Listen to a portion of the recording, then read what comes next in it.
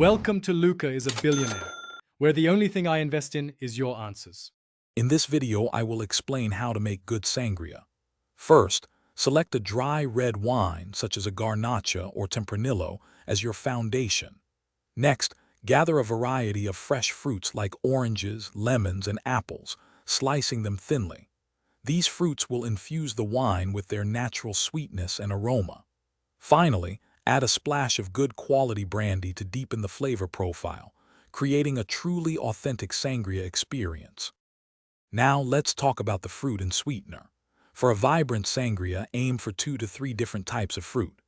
Oranges, lemons, and apples are classic choices, but peaches or berries also work wonderfully. For sweetness, you can add about 1/4 cup of orange liqueur, like Cointreau, or a simple syrup. Simple syrup, made from equal parts sugar and water, gives you precise control over the final sweetness level. The chilling process is crucial for flavor development.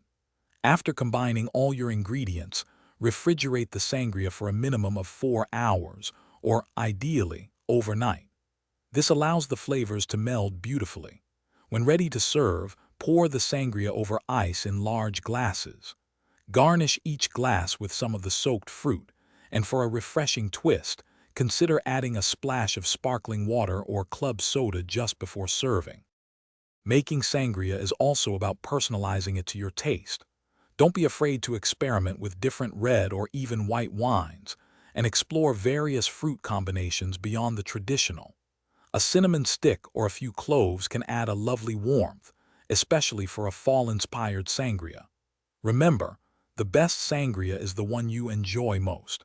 And speaking of bringing things to life, check the description for a link to the Echo Dot smart speaker and other great deals. Enjoy your delicious homemade sangria. Thanks for watching and please subscribe. It's the best investment you'll ever make.